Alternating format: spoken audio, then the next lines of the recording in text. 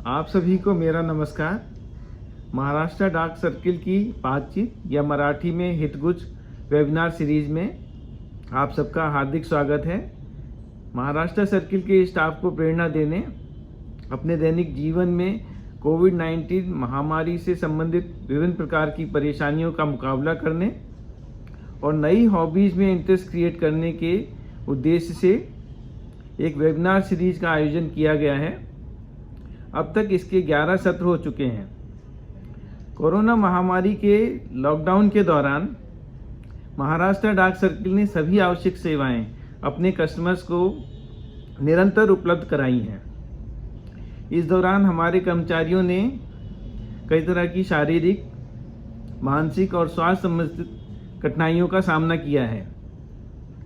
जैसे कि सर्वविदित है कि शरीर की सभी समस्याओं का समाधान योग में है, हमारे कर्मचारियों ने भी योग को अपनाया है।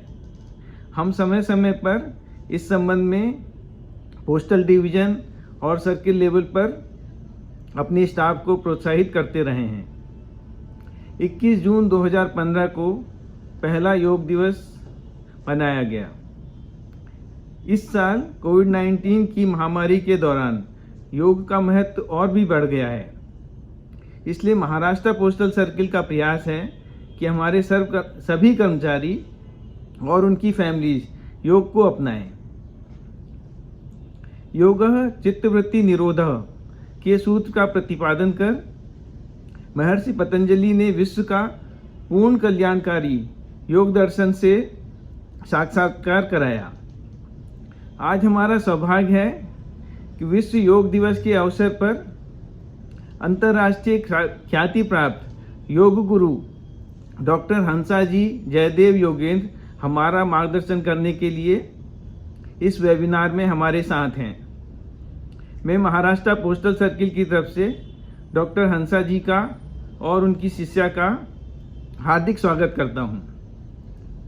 Doctor Hansa ji yoga certification committee for quality council of India की चेयरपर्सन होने के साथ साथ इंटरनेशनल बोर्ड ऑफ योगा की प्रेसिडेंट और इंडियन योगा एसोसिएशन की वाइस प्रेसिडेंट भी हैं। आपने योग के विषय पर आज तक 1 लाख से अधिक सफल सत्र आयोजित किए हैं। नई दिल्ली में आयोजित प्रथम अंतर्राष्ट्रीय योग दिवस के अवसर पर माननीय प्रधानमंत्री श्री नरेंद्र मोदी जी द्वारा आपको आमंत्रित किया गया था। योग के क्षेत्र में असाधारण योगदान और उत्कृष्टता के लिए डॉक्टर हंसा जी को 2019 में ब्रिटिश संसद में यूके हाउस ऑफ कॉमन्स में भी सम्मानित किया गया। आपके मार्गदर्शन में तैयार किया गया योग शिक्षा पाठ्यक्रम NCERT नई दिल्ली, BMC मुंबई और मुंबई विश्वविद्यालय में लागू किया गया है और इससे लाखों छात्र लाभान्वित हो रहे हैं। आपने योग पर 50 से अधिक पुस्तकें भी लिखी हैं। इसके अलावा आपके संस्थान की ओर से अन्नम ब्रह्म की सार्थक पहल की गई है, जिसके अंतर्गत हर दिन 700 से अधिक ज़रूरतमंद लोगों को पोषक भोजन दिया जाता है। मैं अब डॉक्टर हंसा जी से अनुरोध करूंगा कि आप हमारा सबका मार्गदर्शन करें। मेरा आप सबको नमस्कार। बहुत अच्छा लगा आप लोगों के बीच में आकर। इतने अच्छा कार्य कर रहे हैं आप, और कभी कभी तो इतने लंबे समय तक आपको ड्यूटी पर बने रहना पड़ता है। अब यहाँ एक बात समझ लेनी पड़ेगी कि जान है तो जहान है। अगर हम ही सही स्थिति में नहीं रहेंगे तो हम कार्य भी किस तरह सही कर पाएंगे। बिगड़ा हुआ शरीर, बिगड़े हुए मन से कार्य भी बिगड़ा हुआ ही होगा ना। और इसीलिए बहुत जरूरी है कि हम हमारे शरीर को और मन को स्वस्थ रखें। हम 3 चीज से बने हैं, हमेशा याद रखो। हर व्यक्ति के पास उसका शरीर है। मेरे पास मेरा शरीर है। मेरा शरीर कैसा है, उसका स्वभाव क्या है, उसमें क्या जरूरत है, क्या नहीं है, कितना मैं खाऊं तो मेरे लिए सही है, कितना मेरे लिए ज्यादा हो जाएगा, ये मुझे समझना पड़ेगा। दूसरों को देख देख कर मुझे अपना जीवन नहीं जीना है, क्योंकि दूसरों का शरीर अलग है, उनके संस्कार अलग है, उनके बचपन से आदतें अलग है, सोच अलग है, तो सब कुछ अलग है। उन दूसरों को देख देख कर जीवन जीना, उनके साथ अपने आप को कंपेयर करना बिल्कुल ना करें। अपने आप को पहचाने। सबसे पहला नियम स्पिरिचुअलिटी में है कि हर व्यक्ति को अपने आप को पहचानना चाहिए, और इसीलिए जरूरी है कि मैं मेरे शरीर का ध्यान दूं। शरीर क्या है मैं समझूं। उससे भी ज्यादा मेरा मन में क्या विचार आते हैं, क्योंकि मन का काम ही है विचार करना। वो तो विचार करता ही रहेगा, मगर कैसे विचार, नकारात्मक विचार या सकारात्मक विचार। अगर मुझे गुस्सा आया, मैं चिंता कर रही हूं, मैं दुखी हो गई, या मुझे बुरा लगा कोई चीज से, तो क्या होगा? मेरा ब्लड प्रेशर शूट होगा, मेरी पल्स फास्ट चलेगी, मेरा ऑक्सीजन लेवल कम हो जाएगा, साथ में इम्यूनिटी लेवल कम हो जाएगा। मेरे खाने में जो भी कुछ मैंने खाया है, शरीर उसे फेंक देगा या शरीर उसे जमा कर देगा। फेंक देगा तो अमुक तरह के रोग होंगे, और जमा करेगा तो अमुक तरह के रोग होंगे, हार्ट और डायबिटीज और सारी चीजें। फिर जमा करेगा तो हड्डियों के दर्द वर्द भी बढ़ेंगे। यानी आप सोचो, गुस्सा मुझे आया, क्यों? क्योंकि आपने कुछ गलत व्यवहार किया। अब हो क्या रहा है? आप कुछ कर रहे हो, गुस्सा मुझे आता है, नुकसान मुझे हो रहा है। और सबसे ज्यादा मेरा दिमाग, नर्वस सिस्टम, उसका फोकस, कंसंट्रेशन बिल्कुल बिगड़ जाएगा। मेमोरी और भी खराब हो जाएगी, और रीजनिंग पावर, विवेक बुद्धि बिल्कुल कम हो जाएगी। क्या सही है क्या गलत है इसका भान मेरे में कम रहेगा, तो मैं गलतियां करूंगी ही, गलत चीजें कर डालूंगी, गलत चीजों के साथ में चली जाऊंगी। तो ये सब चीजें हो रही है। क्यों? क्योंकि हमने मन को समझा नहीं है। मेरा मन क्या है ये नहीं समझा। और मेरे मन को जब समझ लेंगे और उसको सही दिशा देंगे, तो मैं जीवन सही जी पाऊंगी। तो एक शरीर है मेरे पास, एक मन है मेरे पास। तो मैं कौन हूं? मैं कौन हूं? मैं वो आत्मा हूं, वो चैतन्यता हूं, वो कॉन्शियसनेस हूं। मेरे अंदर वो चीज भी है, शरीर मन और आत्मा। आत्मा है तो शरीर और मन चल रहा है। जब आत्मा निकल जाएगी तो हम शरीर और मन मिट्टी में मिल जाएंगे। तो आत्मा तो है, और उसकी ताकत भी है हमारे पास, बहुत ताकत है। क्योंकि आत्मा हमारे पास है, इसलिए बहुत ज्यादा हमारे अंदर समझ है, हमारे अंदर अ, शक्ति है, ईश्वरीय शक्ति है। हमारे अंदर ईश्वरीय गुण है सब, क्योंकि वो आत्मा है क्या, ईश्वरीय तो है, पोटेंशियली डिवाइन। इसीलिए मेरे अंदर काफी ताकत है, काफी स्ट्रेंथ है। मेरे अंदर काफी ज्ञान है, वो ज्ञान अंदर है। योगियों ने हमेशा ज्ञान, बाहर की दुनिया का ज्ञान इधर उधर भटक कर नहीं सीखा। वो शांति से बैठ गए और अपने अंदर उतर गए, और ध्यान करते हुए उन्होंने सारा ज्ञान प्राप्त किया। तो योग ये ऐसा विषय है जो जीवन में कैसे जीना वो सिखाता है। हम सब जीवन तो जी रहे हैं, मगर इसी तरह कभी दुखी हैं, कभी गलतियां करते हैं, कभी भोगते हैं, कभी बहुत परेशान हो जाते हैं। ये कोई जीवन नहीं जीना हुआ। जीवन तो हर क्षण आनंद से बिताने के लिए है। और कैसे करेंगे वो? योगमय जीवन अपनाकर। योग कहता है शरीर को कैसे स्वस्थ रखा जाए, मन में कैसे सही विचार लाए जाए, किस तरह रोग मुक्त जीवन हो और आनंद से जिया जाए, ये योग बताता है। आज के युग में जहाँ इतने सारे प्रॉब्लम सब जगह भरे पड़े हैं, ये कोरोना वायरस ने तो सबके नाक में दम कर रखा है। पूरा विश्व उसके अंदर अटका हुआ है, और इसमें हर व्यक्ति को खुद की बाजी खुद को संभालनी है। डेफिनेटली आप वैक्सीन लें, दोनों वैक्सीन ले लें। ये सब तो जिस हिसाब से वैज्ञानिक चला रहे हैं वो सब तो करना ही है, लेकिन मैं मेरे लिए क्या करूं, वो जिम्मेदारी मुझे मेरी खुद लेनी है। और इसीलिए जो हम कहते हैं कि योगमय जीवन अपनाओ, योग करो और घर में रहो, अपने अंदर, परिवार में, घर में अंदर रहो, बहुत अच्छा है। हम जब घर में रहते हैं तो एक ही परिवार में अलग अलग स्वभाव के लोग होते हैं। कोई चिल्ला के बात कर रहा है, कोई बोलता ही नहीं है, कोई गोल गोल बात करता है, कोई झूठ बोलता है, कोई आलसू है, कोई समझदार है, कोई दुखी ही है, आप कितना भी करो, कभी वो अच्छा बोलने वाला प्राणी नहीं है। ऐसे सारे लोग आपको एक ही परिवार में मिल जाएंगे। बहुत आसान है गुस्सा लाना या बुरा मानना, लेकिन याद रखो, अगर गुस्सा ला रही हूँ, बुरा मान रही हूँ, तो नुकसान मुझे है और किसी को नहीं। इसलिए आज आप सब मेरे सामने बैठे हो, तो एक कसम खाओ मन में कि आज से आप किसी की भी वजह से दुखी नहीं होने वाले। जो जैसा है उससे हमें स्वीकारना है। गुस्से वाला है, उसे स्वीकारो। देखो, ये भी एक चीज है, ये भी एक वैरायटी है, ये भी एक नमूना है। मैं तो कहती हूँ हर व्यक्ति एक एक नमूना है, एक एक नई नई चीज है हर व्यक्ति। तो उसको आनंद से लो ना। तो वो चिल्ला के बात कर रहा है, देखो वाह कैसी आंखें गोल घूम रही, क्या हाथ पैर हिल रहे, क्या आवाज में ताकत है, उसमें कुछ अच्छा ही देखो, मगर बुरा नहीं मानना है। उसे ये नहीं कहना कि चिल्लाना बंद करो, शांति से बोलो, नहीं। बच्चों के तक सीमित तो ठीक है, 12 से 15 साल तक, उसके बाद वो भी बड़ा हो गया, वो भी अपने सोच से चलेगा। तो बहुत जरूरी है कि हम ध्यान दें कि किसी की वजह से आपको डिस्टरबेंस नहीं होना चाहिए। आप वो चीज को सुनो, बहुत ही प्यार से। वो क्या बोल रहा है, चिल्ला के बोल रहा है, चलो, मगर प्यार से सुनो, क्या कहना चाहता है समझो और करो। बुरा क्यों मानना? कोई बोलता ही नहीं है, उसको कहना कि बोलो बोलो, बोलते क्यों नहीं हो? अरे भाई, नहीं बोलने वाली वैरायटी है वो, नहीं बोलेगा। उसकी जगह किसी और को बोलने का बोलो। अगर उसके पीछे लग जाओगे तो उसको उसकी वजह से हार्ट अटैक आ जाएगा। लोगों को बदलने का प्रयत्न मत करो। आप किसी को बदल नहीं सकते, आप सिर्फ खुद को बदल सकते हो।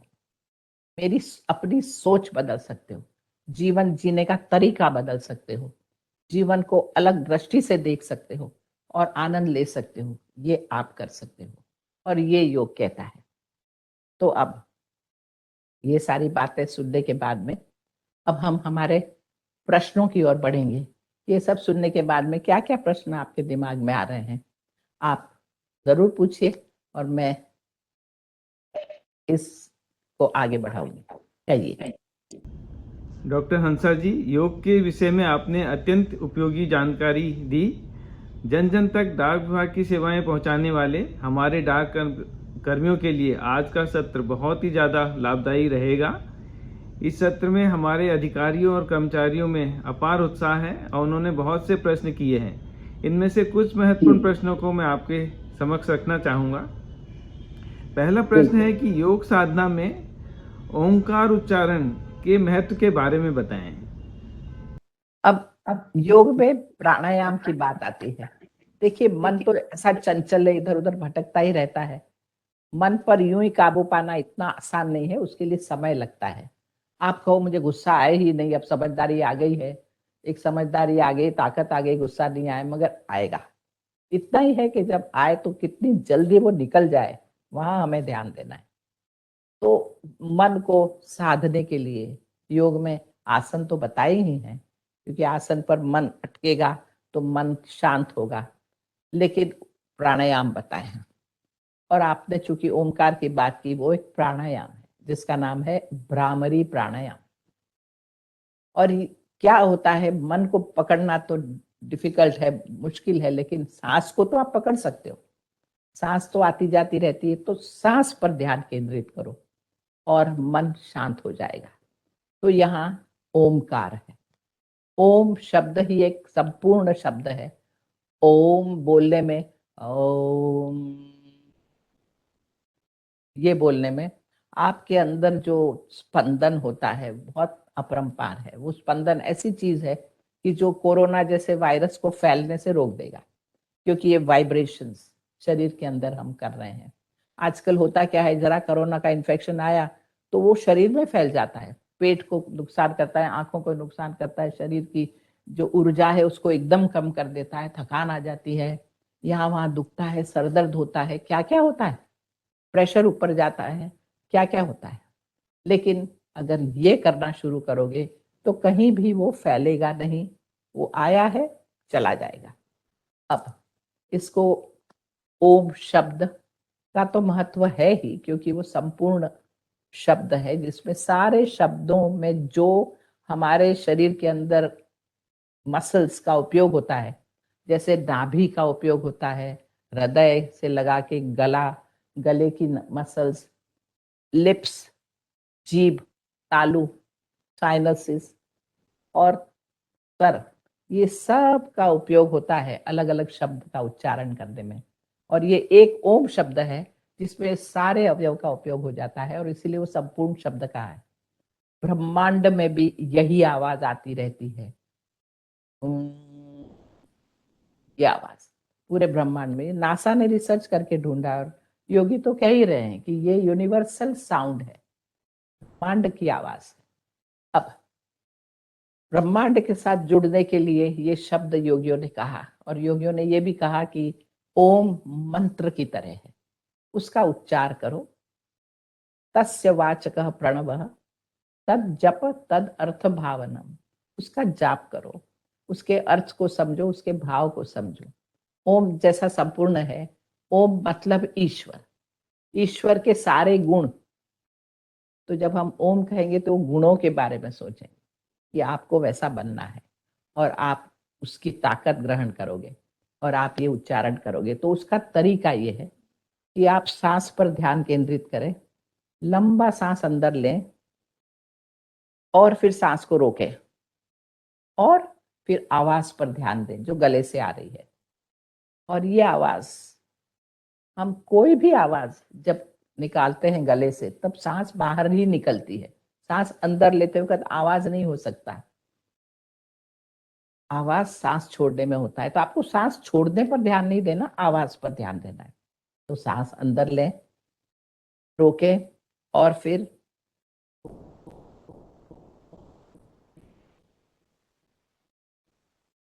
ये म लंबा चालू रहे, ये वाइब्रेशन लंबे चालू रहे। तो ये जितना लंबा, जिसके अंदर जितनी ताकत है उस हिसाब से वो इसीलिए इसको भ्रामरी प्राणायाम कहते हैं, वो करना चाहिए। हो सकता है आपको ओम बोलने में तकलीफ हो, क्योंकि आजकल योग के बारे में बहुत गलत गलत धारणाएं हो गई है। उनको लगता है योग मतलब हिंदू रिलीजन। योग का रिलीजन के साथ कोई संबंध ही नहीं है। योग तो इंसान को कहता है कैसे जीवन जीना, उसमें रिलीजन कहाँ बीच में आया। तो ओम शब्द भी यूनिवर्सल है, लेकिन लोग बोलते हैं नहीं ये हिंदू रिलीजन है, तो मत कहो ओम, सिर्फ हम ही करो। ये कर सकते हो, बात एक ही है। तो इस तरह इसका उच्चारण करना है। सवेरे उठते से ही 5 बार तो कम से कम ये बोलिए, रात को सोते वक्त भी 5 बार ये कम से कम बोलिए। दिन में भी कभी कभी अगर अकेले बैठे हैं तो बहुत अच्छा। मैडम, हमारे पोस्टमैन और ग्रामीण डाक सेवक घर घर चिट्ठी बांटते हैं, दूर दूर तक जाते हैं, कोई भी मौसम में अपना काम जारी रखते हैं। मुंबई में तो हमारा स्टाफ ट्रेन से, लोकल ट्रेन से सफ़र करके 1-1, 2-2 घंटे तक रोज आता है और उतने ही समय में वापस जाता है। तो उनके लिए कौन से योगासन, कौन से प्राणायाम उन्हें करने चाहिए? आप इस पे मार्गदर्शन हमारे स्टाफ के लिए करेंगे। देखिए, इंसान जब इतने लंबे समय तक काम करता है, जर्नी करता है, यहाँ से वहां जा रहा है, पैरों पर कितना समय खड़ा रहना पड़ता है, तो हमारे आसन, अमुक अमुक आसन तो उन्हें रोज कर ही लेने चाहिए।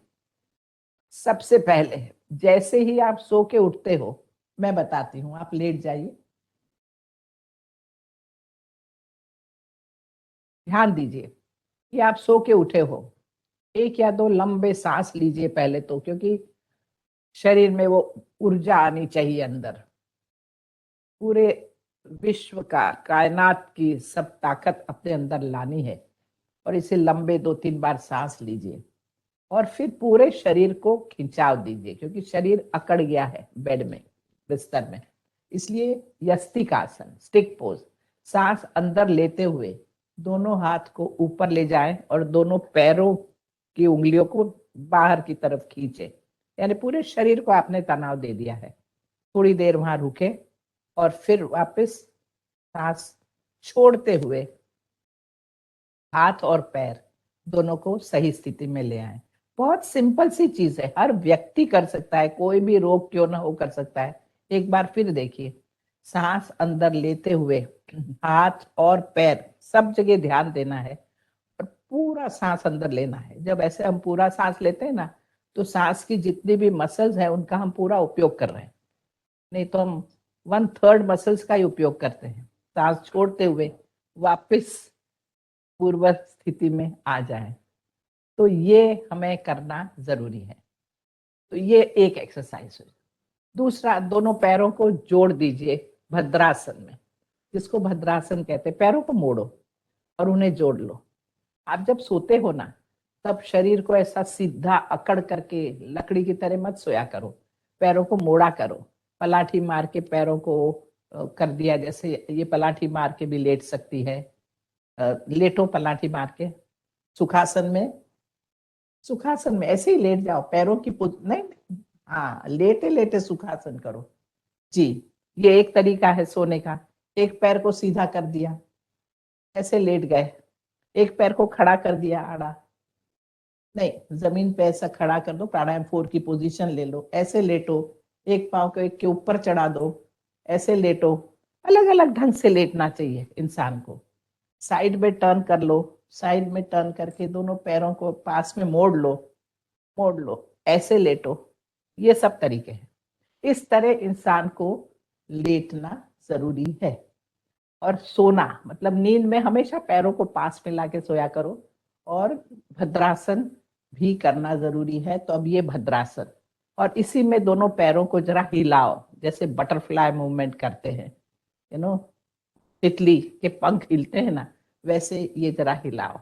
तो कमर की जितनी तनाव है ना, वो छूट जाएगा। उसी तरह प्राणायाम नंबर 4 की पोजीशन में लेटो और कमर को जरा ऊपर उठाओ, जिसको हम सेतु बंद आसन कहते हैं। कमर को ऐसा देखिए, ठीक है। तो कमर में जो तनाव आया है वो हट जाएगा, क्योंकि या तो कमर दुखती है सवेरे सवेरे या गर्दन दुखती है। तो उन सबको हटाने के लिए ये बहुत अच्छे सब चीजें हैं। ठीक है, वापस पूर्ण स्थिति में आ गए। फिर एक दो और चीज करो। हस्त पद अंगुष्ठासन, पैर को उठाकर और ऊपर ले आओ। घुटने के तनाव, उंगलियों के तनाव, ये सब हट जाएंगे। उंगलियों को भी ऊपर नीचे करो, ऐसा इस तरह, और नीचे ले आओ। ये सब कोई भी कर सकता है। दूसरा पैर उठाओ, उंगलियों को आगे पीछे करके नीचे ले आओ। ठीक है, अभी एक पैर साइड में ले जाओ, ऐसा। तो आप पैरों की सारी मसल्स का उपयोग कर रहे हो। वापस ले आओ, और उसी तरह दूसरी बाजू। फिर एक पाँव को राइट लेग राइट साइड पे, लेफ्ट लेग लेफ्ट साइड पे। अब राइट लेग लेफ्ट साइड पे ले जाओ, क्रॉस। तो आपने हिप को, बटक्स को, कमर के ऊपर के भाग को खिंचाव दिया और वहां तनाव को हटाया। वापस ले आओ, और इसी तरह दूसरा पैर। ये देखिए, ये कठिन नहीं है। आप जितना कर सको उतना करो। हलन चलन तो करो ना शरीर का, कुछ न कुछ। शरीर बना ही इस तरह का है कि हमें अपने शरीर को कुछ न कुछ करना जरूरी। ये सब चीजें करते वक्त ध्यान ये देना है कि मन उसी स्थिति में हो। वापस आ जाओ, और इतना तो कर ही लेना चाहिए। अब पेट पे लेट जाओ, और पेट पर लेटकर गर्दन को ऊपर उठाना है। सिर्फ गर्दन को ऊपर उठा ले, ऊपर शरीर को उठा ले, और उठा ले ऊपर, जितना उठा सके बहुत ही अच्छा उठा ले। तो हो गया। यहाँ पेट पर खिंचाव आएगा, हमारे चेस्ट, छाती भी बहुत अच्छी तरह सांस अंदर ले पाएगी, छोड़ पाएगी, और बहुत ही सुंदर एनर्जी आ जाएगी। शोल्डर्स को आराम मिलेगा, और वापस नीचे ले आओ। ठीक है, उसी तरह पैरों को मोड़कर उनको अगर पकड़ सके तो पकड़ो, जिसको हम कहते हैं धनुर्वक्रासन, धनुरासन। हाँ, तो इस तरह पैरों को ऊपर ले गए, बहुत ही सुंदर, और नीचे ले आए। जितना हो सके उतना ये करना बहुत जरूरी है। बस इतना कर लिया लेटे लेटे और फिर उठे। हमेशा साइड में टर्न करके उठो, सीधा धड़ाक करके उठना, ये आदत मत डालो। और उठने के बाद में थोड़ा सा आंख बंद करके बैठो और लंबा सांस अंदर लो, सांस अंदर लो, सांस छोड़ो। सांस अंदर लेते वक्त हाथ को साइड से ऊपर ले जाओ, जिसको हम कहते हैं पर्वतासन। और खींचो ऊपर अपने आप को और सांस नीचे ले आओ। जब हमारे शरीर का वजन बढ़ता है ना, तब सब अवयव ऐसे दब जाते हैं ग्रेविटी के फोर्स की वजह से। जरूरी है कि हम सबको खींचे ऊपर की तरफ, ग्रेविटी के अगेंस्ट में। और इसलिए पर्वतासन जमीन पे बैठ के करो, बेड में बैठ के करो, कुर्सी पे बैठ के करो, ये सब करना जरूरी। तो ये करो। और फिर जरूरी है कि खड़े रहे, और खड़े रहते वक्त ध्यान ये दें कि थोड़ा सा पीछे झुकना और आगे झुकना, ये करेंगे तो जिसको कहते हैं चक्रासन। हमारी रीढ़ की हड्डी को हमें लचीला रखना है और पेट के अवयव को हमें सॉफ्ट रखना है। तो सांस अंदर लेते हुए दोनों हाथ को आगे से पीछे की तरफ ले जाओ। बहुत ही सुंदर। अब दोनों शरीर को आगे की ओर मोड़ो। यहाँ थोड़ी देर रुको, अपने आप को ढीला छोड़ दो, थोड़ी देर रुको सही स्थिति में ऐसे ही, और फिर वापस सांस अंदर लेते हुए ऊपर आ जाओ। मैं तो कहती हूँ इसकी आदत डाल लेनी चाहिए। हम जब भी खाना खाने बैठे ना, मैं तो प्रैक्टिकल बात करती हूँ, जब भी खाना खाने बैठ रहे हैं तब पेट तो खाली है हमारा उस समय भोजन के पहले, तो जस्ट आगे से आगे झुक गए, जमीन को हाथ लगा दिया और वापस खड़े हो गए। ये एक बार तो कर लो, तो पूरी मसल्स पीछे की सब खींचेगी, आपका पैर वैर की सब एक्सरसाइज हो जाएगी, सिर की एक्सरसाइज, चेस्ट की एक्सरसाइज सब हो जाएगी। बहुत ही अच्छी स्थिति में शरीर रहेगा। तो ये हो गया। अब ट्विस्ट कर लीजिए जरा, इसलिए दोनों पैरों को दूर कर लीजिए और थोड़ा सा ट्विस्ट कर लीजिए। तो हाथ को सामने ले आए और वक्रासन करें, साइड में चले गए और गोल घुमा दिया। तो इस तरह हमने कर दिया। दूसरी बाजू ले गए, हर जगह लंबा सांस लिया, लंबा सांस छोड़ा, फिर वापस लंबा सांस लिया। सांस के साथ में करोगे तो डबल फायदा हो जाएगा और आपको खुद लगेगा कि ऊर्जा बढ़ती चली जा रही है। तो और उठना बैठना है, एक और चीज आपको रोज नियमित करनी चाहिए, और जिसको कहते हैं उत्कट आसन। ट्रेन में खड़े हैं, अगर जगह है तो जरा पैर पे आ जाओ, जैसी ये आ रही है। सांस अंदर लेते हुए आप ऊपर अंगूठों पर आ जाइए, पूरा एड़ी ऊपर कर दीजिए, और फिर छोड़ते हुए आप नीचे बैठिए। ये देखिए, सीधा का सीधा, है ना। और फिर सांस लेते हुए वापस ऊपर आ जाए और छोड़ते हुए नीचे ले आए। अब ट्रेन में बैठे हो, जगह नहीं, तो कम से कम पांव पर तो आ जाया करो, कम से कम यूं कर लिया, सीधी सी बात है। कम से कम थोड़ा ही नीचे बैठ गए, थोड़ा झुक गए, नीचे उतार दो। अब हाथ भले ऊपर ना हो, हाथ में किताबें हैं, बैग है, मगर पैरों से तो कम से कम थोड़ा मुड़ जाओ और उठ जाओ, तो आपको दिखेगा कि आपके पैरों की ताकत बनी रहेगी और शरीर की स्थिति सही रहेगी। तो मैं यही सब कहना चाहती हूँ कि इतनी चीजें जो मैंने अभी बताई है, इतनी चीजें तो करनी ही है हर एक व्यक्ति को, और ये इतनी कठिन चीजें नहीं है। तो बस कोशिश ये करें कि ध्यान दें। कभी भी लगे कि चल सकें तो चले, चलना सबसे अच्छी एक्सरसाइज है। अगर बैठने को मिल जाए तो बैठें, अगर पलाठी मार के बैठ सके तो बहुत अच्छा है, क्योंकि कुर्सी में जब हम बैठते हैं तो हमारे हार्ट को जमीन से ऊपर की तरफ ग्रेविटी के अगेंस्ट में खून को खींचना पड़ता है, तो हार्ट को ज्यादा काम करना पड़ता है। लेकिन अगर चलोगे तो हार्ट आराम करेगा, इसलिए स्थिति में रहना जरूरी है। तो बस कोशिश यही की जाए। अब और कोई प्रश्न? India is deemed as diabetes capital of the world, तो डायबिटिक पेशेंट के लिए किस तरह के योगासन और आहार उन्हें अपनाने चाहिए, इस पे अपना मार्गदर्शन देते हैं। आप बैठ जाएं।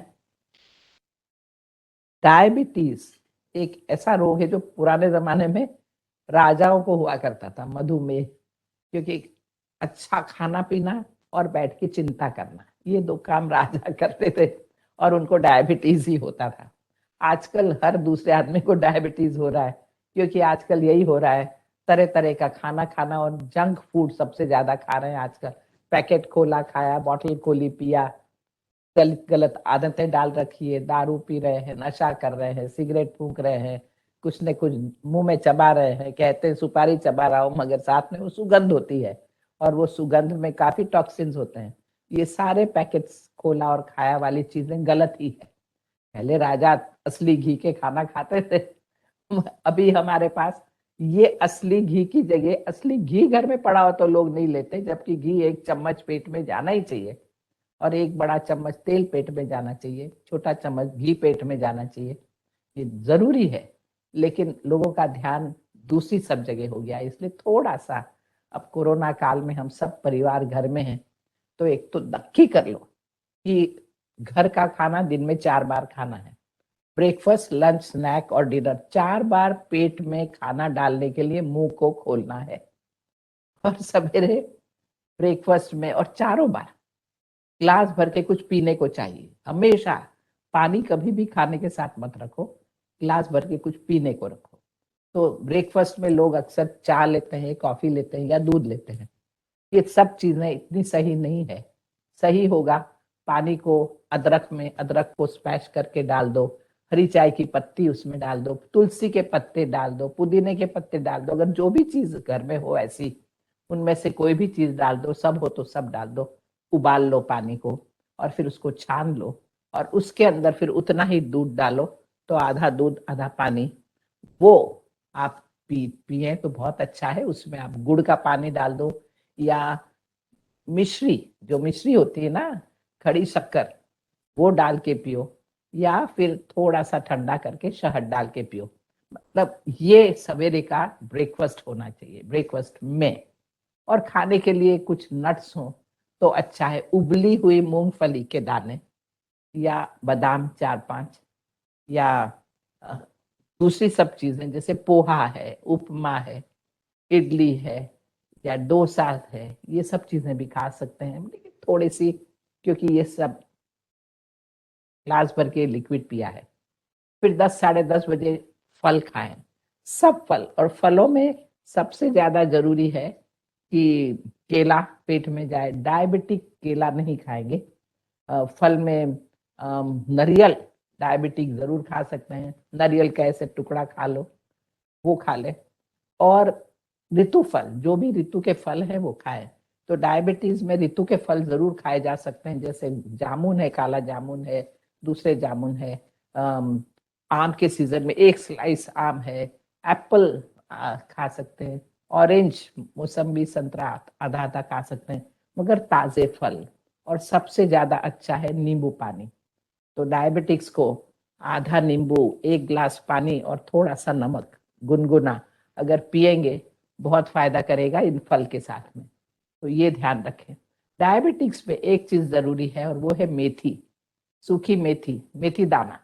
रात को हमेशा मेथी दाना भिगा के रखें एक कटोरी में, और सवेरे वो पानी और वो दाना निगल जाए, चबाने की भी जरूरत नहीं, निगल जाए सवेरे उठते से ही।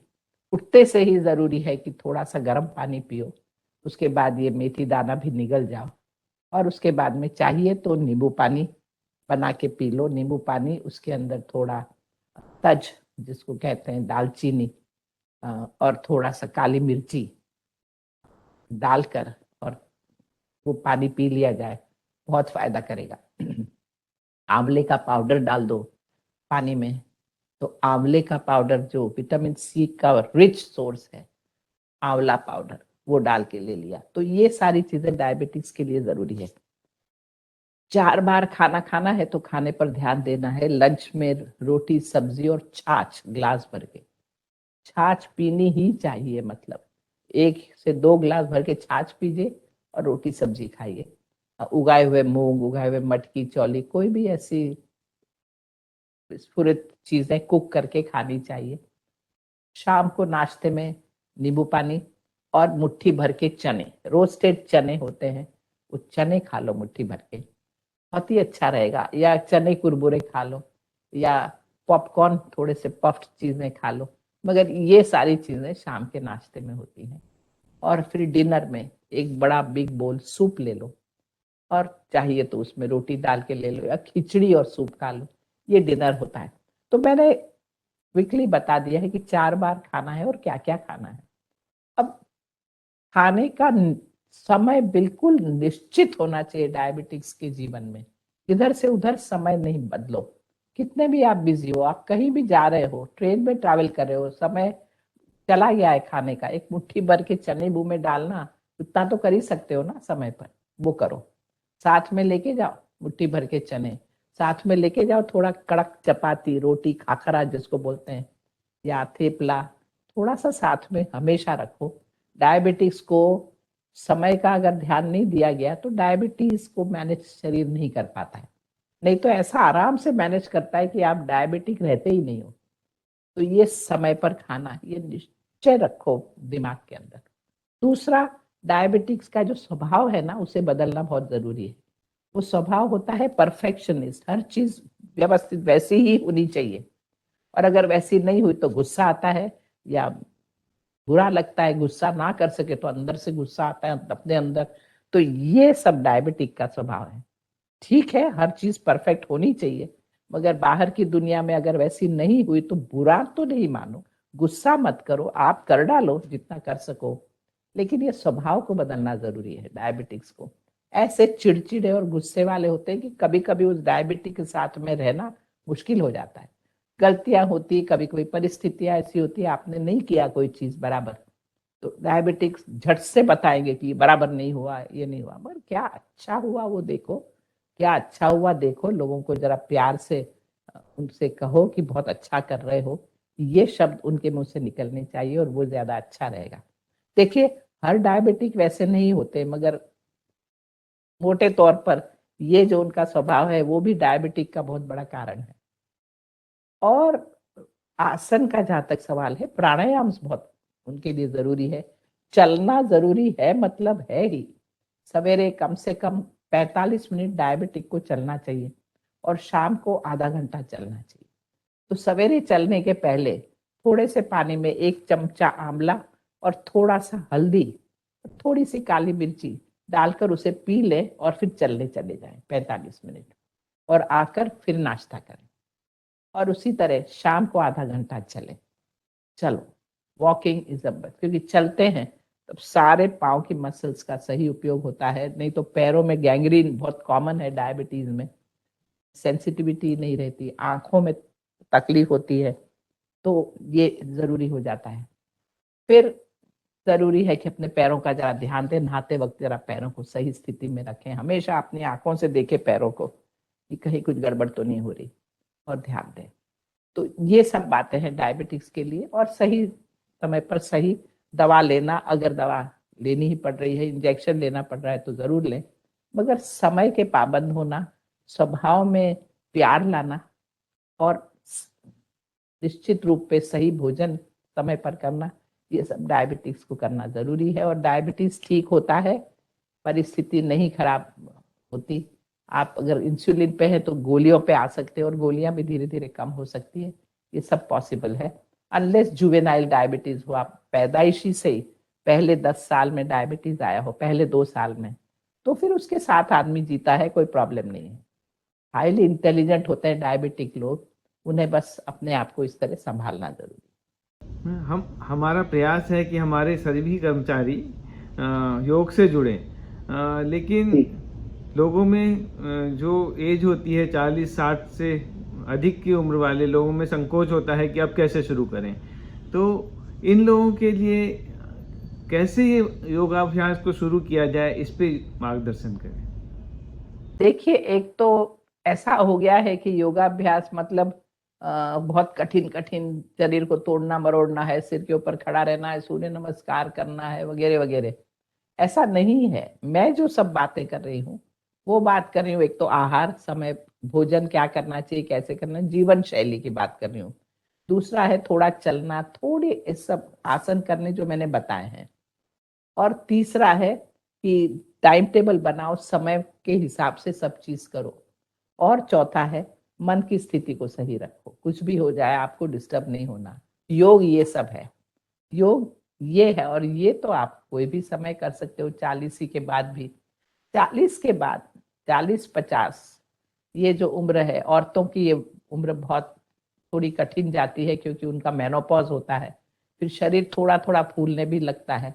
और आदमियों का शरीर 60 के आसपास थोड़ा थोड़ा ढीला होने लगता है, फूलने लगता है। औरतों का 45 से 60 के बीच में होता है। तो जो भी कुछ हो, वहां बहुत जरूरी है अब समय पर अपना अपना काम करना, चलना, थोड़ा सा एक्सरसाइज करना, धूप में बैठना बहुत ज्यादा जरूरी कि आप धूप में बैठे, धूप पीठ पे लें। कोई भी समय की धूप हो, सवेरे की हो तो फेस पर ले सकते हो, और दोपहर की धूप हो, कहीं आप जा रहे हो डाक देने और कहीं जगह है बैठने को और धूप है, तो आप धूप में बैठो, पैरों को ही धूप में कर लो, पूरे शरीर पे मत लो, या पीठ पर धूप लो, बहुत फायदा करेगा, स्वास्थ्य बहुत अच्छा रहेगा। वो करना जरूरी है। और ध्यान दें कि हमेशा पानी साथ में रखो, स्वच्छ जल, जो आप खाने के आधा घंटा पहले याद रख के पियो और खाने के 1 घंटे बाद याद रख के पियो। तो ये क्या बता रहे हैं हम, नियमित बना, नियम योग में। और ये नियम के हिसाब से अगर हम चलेंगे तो सब ठीक ही रहेगा। और सादी सादी चीजें कर डालना चाहिए। जैसे आप ऑफिस में बैठे हो, अब 40 के बाद ऑफिस में कुर्सी पर बैठ सकते हो, और कुर्सी पर बैठे बैठे भी तो कोई चीज कर सकते हो ना।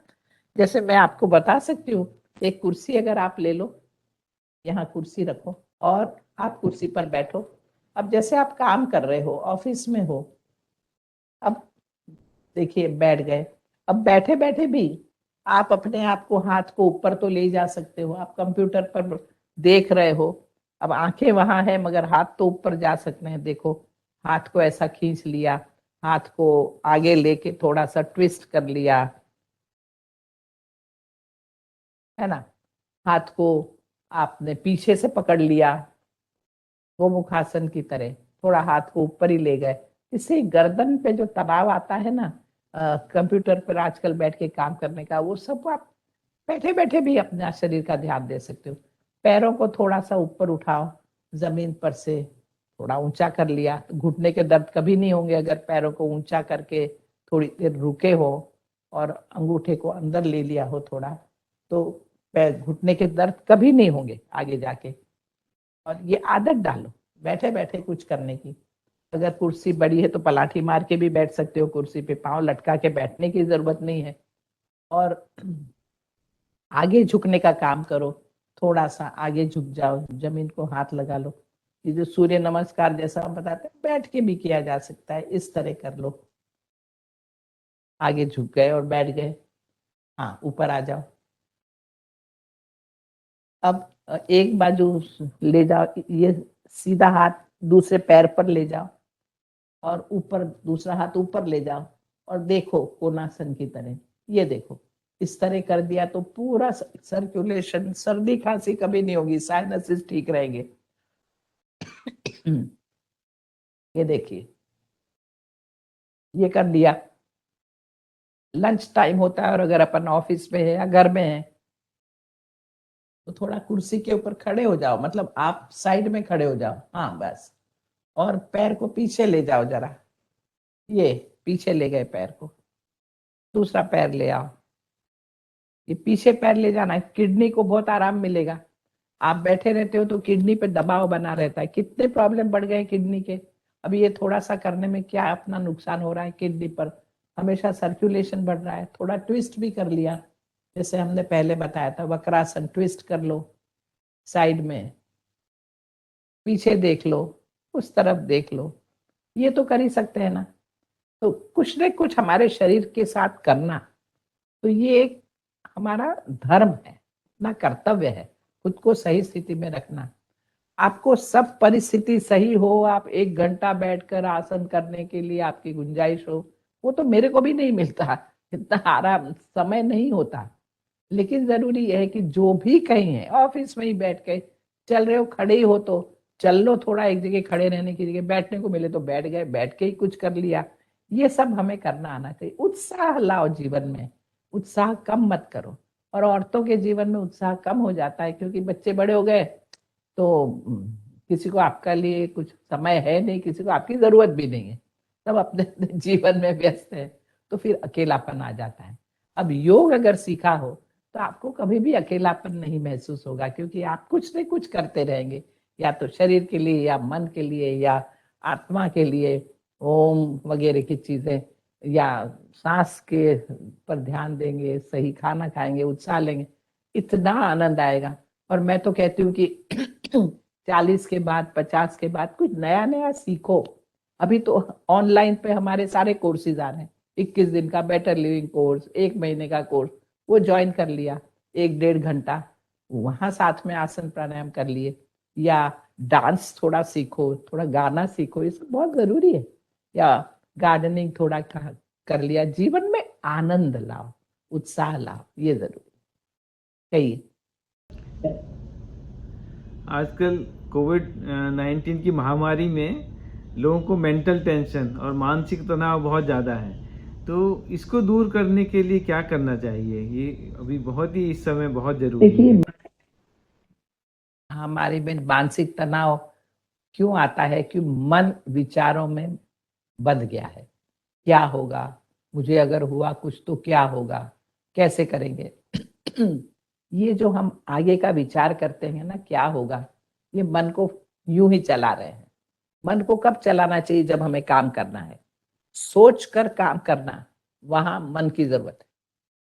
और जब कुछ काम नहीं करना, तो बैठे बैठे विचार तो कभी भी मत करो, क्योंकि विचार या तो क्या हो गया है उस पे जाएंगे, हमारे भूतकाल में चले जाएंगे विचार, और भविष्य में चले जाएंगे, वर्तमान में तो रहेंगे ही नहीं, जबकि वर्तमान मेरे हाथ में है। तो वो जो विचार भविष्य के आते हैं ना, उसमें तनाव आता है। भूत में जाते हैं तो दुख होता है, आज ये व्यक्ति नहीं बचा, चला गया, आज इसको देखो कितनी तकलीफ है, वगैरह वगैरह, कितना दुख हुआ, ये हुआ। हम भूतकाल में जाते हैं तो आंसू आ जाते हैं। वर्तमान में अगर जाए, वर्तमान में रहेंगे तो बहुत आनंद आएगा। और अगर भविष्य में चले जाएं तो बड़ा टेंशन, क्या होगा क्या होगा। तो हमको भविष्य की बात करनी ही नहीं, हमें कुछ, किसी को कुछ नहीं मालूम क्या होगा। मगर अगर एक बात निश्चित है, अगर आप योग के साथ जुड़े हो ना, अपना ध्यान दे रहे हो ना, तो आपको कुछ रोग नहीं होगा, कोई प्रॉब्लम नहीं होंगे। मैं आपको सीधा सीधा कहती हूँ कि मेरे यहाँ इंस्टीट्यूट में, हमारा इंस्टीट्यूट अभी 102 साल पुराना आश्रम है, 102 साल। जिन्होंने मेरे ससुर जी ने जब आश्रम की शुरुआत की, श्री योगेंद्र जी, तब वो उन्हें यही सोच के कि गृहस्थियों के लिए योग जरूरी है, और इसीलिए हम गृहस्थियों को योग सिखा रहे हैं, और टोटली नॉन प्रॉफिट ऑर्गेनाइजेशन की तरह बंबई में रह के हम सिखा रहे हैं। ये हम इतने सालों से करते चले आ रहे हैं, और हमने यही देखा है कि जो जो योगमय जीवन अपना चुके हैं, उन्हें ये रोग हुआ ही नहीं है। कोरोना में कोई प्रॉब्लम नहीं आया, आया ही नहीं। सेकेंड वेव जब हुई, तब पूरे परिवार एक साथ कोरोना ग्रस्त हो गए थे, तब इनको भी कोरोना हुआ, मगर कोई सिम्टम नहीं थे, खाली वो रिपोर्ट में आया था और वो चला भी गया, कहीं कोई प्रॉब्लम नहीं आया। तो ऐसे सारे योग के विद्यार्थी हैं जिन्होंने यहाँ से योग सीखा है। कि जीवन जीने की शैली, खाली आसन कर लेने का, खाली जिम में चले गए और एक्स कसरत कर ली, इससे स्टैमिना नहीं बढ़ता। स्टैमिना घटाने का जो मेन चीज है ना, वो है मन, और वो अगर नहीं साधा गया ना, तो स्टैमिना यूं नीचे भाग जाएगा। और इसीलिए योग में सारी बात आती है कि देखो, जब भी कोई चीज दुखी करता है ना, तो विपरीत भाव सोचो, उसमें अच्छा क्या है वो देखो। या रात को सोते वक्त कम से कम 10 लाइन लिखो कि आज दिन भर में क्या क्या हुआ, अच्छा क्या हुआ। बुरा क्या हुआ हम यूं बता सकते हैं, लेकिन अच्छा क्या हुआ ये ढूंढना बहुत जरूरी है। कि आज बहुत सुंदर फूल देखा है, आज सूर्योदय दिख गया, आज किसी व्यक्ति के साथ बड़ी प्यारी बातें हुई, आज बच्चों के साथ थोड़ा 2 मिनट खेल लिए, बड़ा मजा आता है। याद करो, और वो अच्छा जो हुआ है वो लिखो। आज शांति से बैठ के समुद्र की थोड़ी लहरें देखी, सब ऐसी, ये ऐसी ऐसी चीजें हैं, या कुछ अच्छा सा गाना सुना जो पुराना याद आ गया, बड़ी मजेदार गाना। तो ये सब बातें जब अच्छा क्या हुआ आप लिखना शुरू करोगे तो धीरे धीरे मन अच्छा ढूंढने का प्रयत्न करने लगेगा, अच्छा ही ढूंढेगा। गलत चीजें तो ढूंढना आ गया है उसको, और वो परेशान इसीलिए है।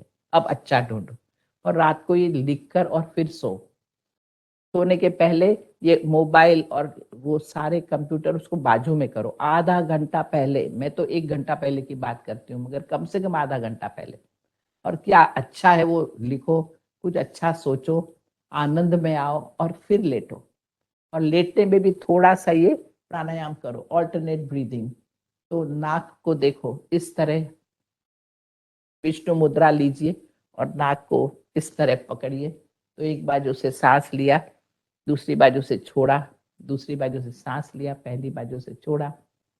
शांति से लंबा सांस नहीं लेना है, क्योंकि अभी हमको सोना है।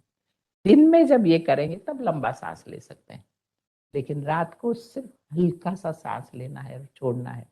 तो मन सांस के साथ केंद्रित हो जाएगा, मन स्थिर हो जाएगा, कोई विचार नहीं आएंगे। बहुत जरूरी है ये सब करना और फिर सोना।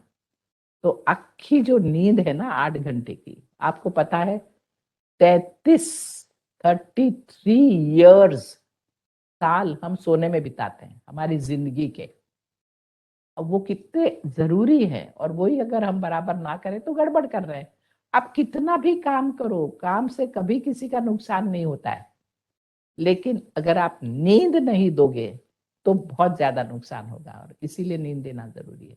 कोशिश ये सब की जाए, और जब ये सब करके सोएंगे ना, तब ऐसी सवेरे आप उठेंगे पूरी ऊर्जा के साथ में, पूरी खुश नुमा मन की स्थिति के साथ में। कोई तनाव और टेंशन नहीं आएगा। सोचना बंद करो, जीवन जीना शुरू करो। हमें क्या होने वाला है उसके बारे में सोचना ही नहीं।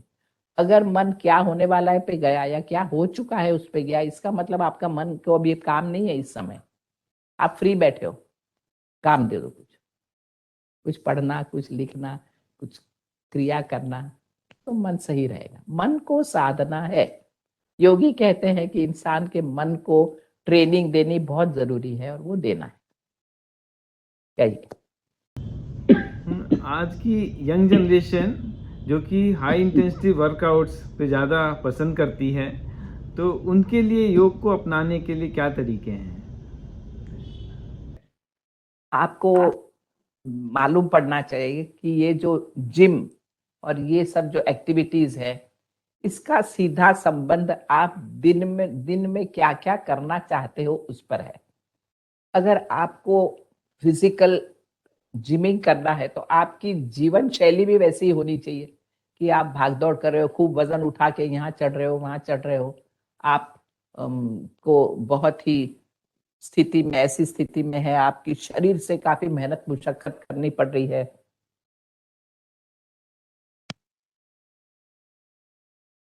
तो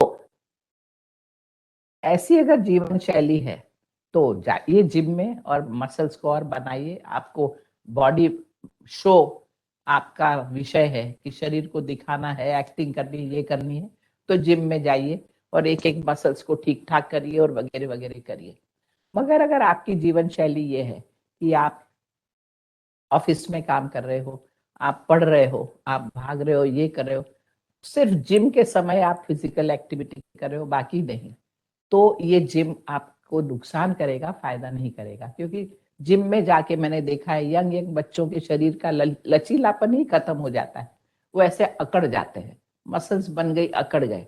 चलने में भी अपने पीठ को खुजाल भी नहीं सकते, वो पीठ पर हाथ भी नहीं जाता, और हर चीज कड़क हो जाती है। जबकि योग कहता है कि स्पाइन को फ्लेक्सिबल रखो और मसल्स ऐसी लचीली हो कि आप कुछ भी कर सको शरीर के साथ में, और शरीर का स्टेमिना हाई हो। स्टेमिना हाई, जिम से स्टेमिना हाई हो जाता है मगर इम्यूनिटी हाई नहीं होती, और इम्यूनिटी का सीधा संबंध मन की स्थिति पे है। सिर्फ आप जिम करोगे तो मन की स्थिति को तो नहीं संभाल रहे ना आप। योग मन के लिए है, इसलिए जाना हो तो जाओ जिम में, मगर योग तो जरूर करो। तो एक बार जिम गए और शाम को योग किया, कुछ भी करो, मगर योग जीवन में आना ही चाहिए। और जिम भी अमुक उम्र तक, मैं तो कहती हूँ जब तक बच्चा बड़ा होता है तब तक तो जिम ना किया जाए, क्योंकि मसल्स बनेगी तो हाइट नहीं होगी। आप मैक्सिमम क्वाइट लॉट देखोगे वो हाइट कम रह जाती है फिर। और दूसरा, अम, अ, अगर बहुत आलसू है, डल है, तो जाओ मशीन पर खड़े रहो और चलो, वो चला रहा है और आप चल रहे हो, वो सब करो, तो उसमें थोड़ी एनर्जी आएगी। बाकी जिम अमुक समय 19 साल तक तो ग्रो हो रही, तो 19 से 22 24 बरस तक ही जिम में मेरे हिसाब से जाना चाहिए। उसके बाद तो अपने आप को जरा सही स्थिति में लाओ, लचीलापन लाओ, जिससे हृदय ठीक रहे, किडनी ठीक रहे, लिवर ठीक रहे, ये सब अवयव बराबर काम करें, जो योग से ही होगा। इसलिए योग तो अपनाना ही है, और आगे जाके भी योग तो जीवन में आना ही चाहिए। और जिम में जो बात आती है, जैसे उठक बैठक, वो अपना जो पुराने जमाने का था कि सिटअप कर लिया, थोड़ा हाथ पर अपने आप को वो कर लिया, वो घर में करो ना, कौन बोलता है नहीं। मैंने तो हमारे बच्चों को देखा है, जो यंग बच्चे हैं, वो घर में ही अपना थोड़ा सा 1 या 5 किलो वजन थोड़ा रख लेते हैं, और थोड़ा अपने आप को थोड़ा एक्टिव फील कराते हैं। और आसन जरूर करते हैं, क्योंकि शरीर लचीला है तभी सब कुछ सही रहेगा, दिखेगा भी सुंदर शरीर। क्योंकि योग से शरीर में एक अलग ही सुंदरता आती है, और क्योंकि मन भी सुंदर है इसलिए शरीर भी सुंदर दिखता ही है। तो मैं तो ये कहूंगी कि यंग जनरेशन को अगर लगता है कि बहुत आसान है, योग को भी जिम की तरह यानी कठिन बनाया जा सकता है। जैसे एक छोटा सा उदाहरण देती हूँ, आप खड़े हो जाए और आप पैर को आगे ले आए हस्तपद्मोष्ठासन में, और ये स्थिति में आप रुकिए थोड़ी देर, रुकिए थोड़ी देर, देखो क्या होता है। अपने आप अभी तो पैर तो सीधा रखना है, और आपके उस पैर में ताकत बढ़ेगी, और ये पैर जितना सीधा रह सकेगा रहेगा। हाथ को छोड़ दो और रुके रहो, तो देखो ज्यादा रुकना कठिन होगा। तो ऐसे बहुत सारे आसन है जो बड़े चैलेंजिंग होते हैं, कि एक पैर पे खड़ा रहना, क्रॉस करना, बड़ा मजा आता है योग के आसन करने में। क्योंकि दो तरह से आसन होते हैं, एक लचीलापन बढ़ाने के लिए और एक स्टेमिना बढ़ाने के लिए। तो स्टेमिना बढ़ाने के आसन ऐसे सब हैं, तो वो जब आप करोगे तो आपको बड़ा आनंद आएगा। और मेरे ये सारे बच्चे यंग, उन्हें बहुत आनंद आता है, और फिर धीरे धीरे जिम कभी कभार जाते हैं या घर में ही कर लेते हैं। तो जीवन है, हर चीज का अपना स्थान है, लेकिन सोच समझ के कितना समय किस में निकालते हो वाली बात है तो 24 घंटे हमारे पास, और तो है नहीं। हाँ, बैठ जा बेटा। डॉक्टर हंसा जी, आपके प्रेरणादायी मार्गदर्शन से हमारे डाक कर्मी निश्चित रूप से लाभान्वित होंगे और स्वस्थ शरीर, शांत चित्त से डाक कर्तव्यों का निर्वहन करते हुए अपने परिवार का भी अच्छी तरह ध्यान रखेंगे। आपने बहुत ही आसान तरीके से सभी को समझाया कि जिन्होंने अभी तक शुरू नहीं किया है वो भी इससे संकोच ना करें और इसको शुरू करें, और जो इसको अपने जीवन का एक महत्वपूर्ण हिस्सा बनाएं और इसको अपने जीवन में, पूरे जीवन शैली में, दैनिक जीवन में इसको धारण करें। आज के सत्र के लिए मैं आपका और आपकी शिष्या का बहुत ही हार्दिक धन्यवाद करता हूं, आपका आभार व्यक्त करता हूं। धन्यवाद, नमस्कार। नमस्कार आप सब लोगों को।